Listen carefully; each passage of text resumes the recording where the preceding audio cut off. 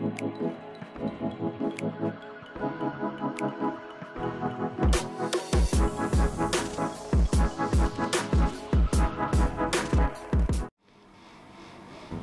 warahmatullahi wabarakatuh. Kembali lagi bersama Bakal Tunas Channel di edisi bonsai. Oke teman-teman, pada umumnya tanaman sancang biasanya tumbuh secara normal, yaitu berwarna hijau ya. Di sini saya ada mendapatkan bahan sancang parigata ya. Namun sedikit ada perbedaan di daun, yaitu sedikit agak bergerigi ya pada bagian daun, pinggiran daunnya agak sedikit bergerigi.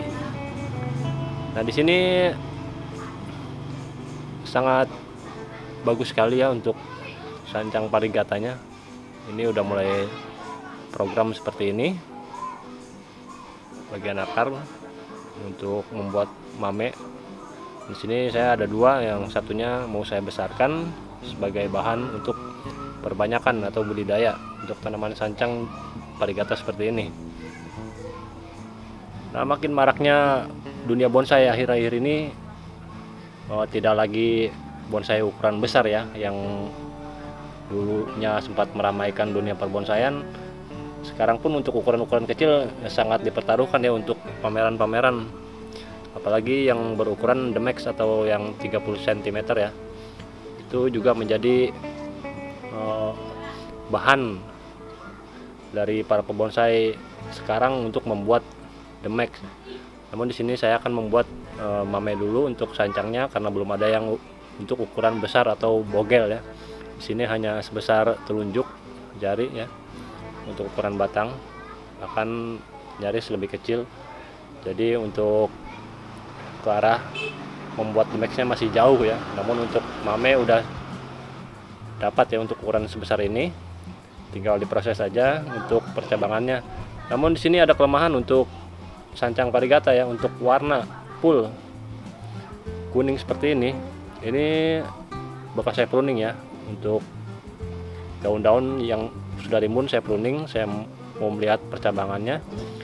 Nah di sini ini daun yang full warna kuning seperti ini, dia sangat tidak tahan sekali dengan sinar matahari yang cukup terik ya.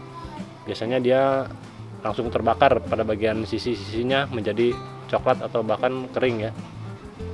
Nah untuk menghindari hal seperti itu, baiknya untuk sancang parigata ditempatkan di tempat yang sedikit agak teduh. Sinar matahari pagi boleh, namun untuk matahari yang cukup terik lebih baik dihindari ya, karena warna-warna full seperti ini sangat tidak tahan, kecuali warna-warna yang ditongolkan seperti ini. Nah untuk warna seperti ini biasanya dia agak tahan karena masih ada klorofil atau bahan makanan di bagian warna hijau seperti ini. Ini pun sangat bagus sekali ya warnanya, separuh sedikit agak kuning dan separuhnya hijau. Nah buat saya pribadi ya, untuk media tanam sancang biasanya dia sangat ingin sekali dengan media yang cukup gembur ya, artinya media yang cukup banyak kompos ya, ataupun boleh juga dicampur dengan kokopit. Jadi kompos campur kokopit juga campur sekam, itu tidak masalah. Artinya media yang cukup gembur dia sangat suka sekali. Dan memang untuk sancang biasanya sangat haus akan air ya, biasanya dia seperti itu. Untuk kekeringan biasanya dia sangat tidak tahan ya. Untuk media tanam yang cukup kering dia tidak tahan, jadi kita harus memperbanyak kompos. Kebetulan kompos ini dibuat sendiri, yaitu dengan menggunakan sekam fermentasi, kemudian dicampur dengan dedaunan seperti daun kelor maupun daun sengon yang sudah terfermentasi ya. Jadi dicampur kotoran hewan juga, yaitu kotoran kambing, dan alhamdulillah untuk pertumbuhan sangat subur ya. Di sini sayang sekali ini sisa bekas pruningan masih ada ya, sebab kemarin baru saya pruning daun-daunnya sedikit karena saya pengen melihat percabangannya. Oke, untuk media tanam saya tidak ragu lagi, karena media tanam yang saya gunakan ya seperti ini. Akar sudah menembus pada bagian bawah pot ya, lubangan-lubangan pot atau drainase pot, karena media yang cukup subur dan dia mengejar akar ke bagian bawah untuk pertumbuhan selanjutnya ya ke bagian atas untuk memperbesar. Ini adalah salah satunya yang saya punya, itu sancang parigata. Ini belum diapa-apain ya, maksudnya saya dapatkan udah bentuk seperti ini, dan mungkin walaupun akan saya bentuk, saya akan menggunakan batu karang untuk membuat perakaran ini, menembus batu-batu karang. Nah, itu mungkin untuk ukuran mamenya seperti itu nanti akan saya buat.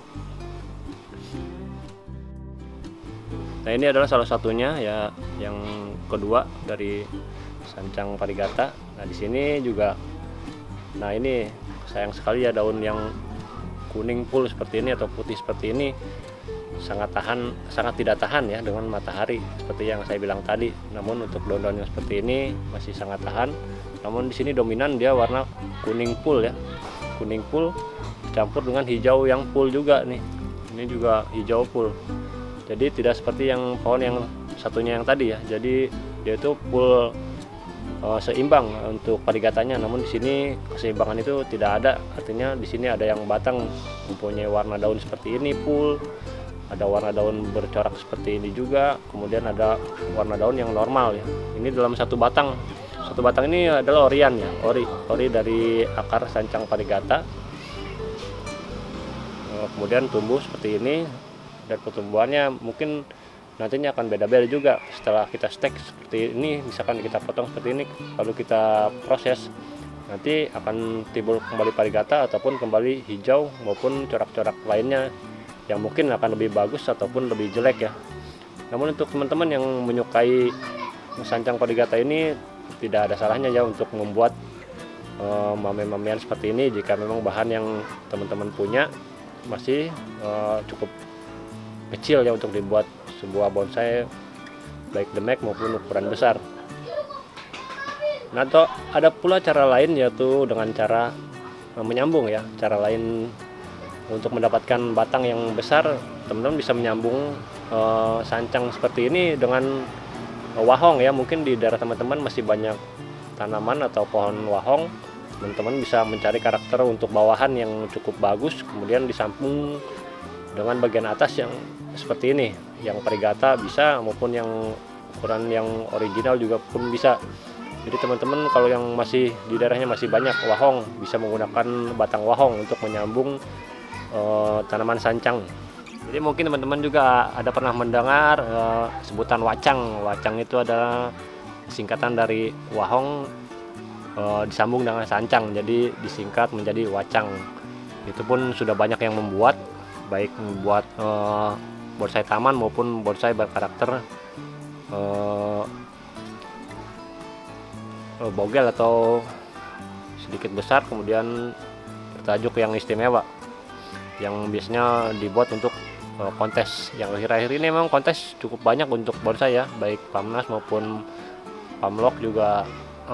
Kadang-kadang ada jemur bareng, jembreng bareng untuk bonsai. Nah, teman-teman bisa ngikutin untuk prospek kedepannya, yaitu bisa sekalian tukar pikiran atau sharing-sharing tentang masalah dunia perbonsaian.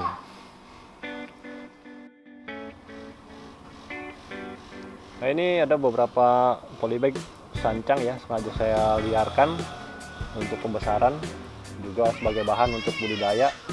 Ini normalnya sancang seperti ini teman-teman. Jadi teman-teman yang belum paham dengan tanaman sancang ya, seperti ini, daun sedikit agak bulat kemudian mengkilat, dan ketika mulai dia pembentukan karakter, biasanya sancang itu berdaun sangat kecil sekali.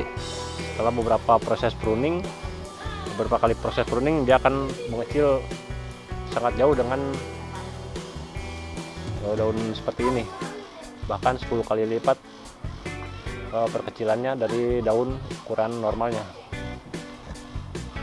Ini nih bagian bawahnya seperti ini. Nah, satu polybag itu ada yang 2, ada yang 3. Memang cuma ditancapkan aja kemudian tumbuh secara liar seperti ini, dan belum saya apa-apain. Jadi memang untuk budidaya ya, nantinya akan saya stek dan saya akan perbanyak biar tanaman ini makin banyak, dan mungkin teman-teman banyak yang suka, boleh mendekat kemari ke Saya Bakal Tunas untuk menyetek ataupun minta bahan yang sekiranya sudah saya perbanyak nanti.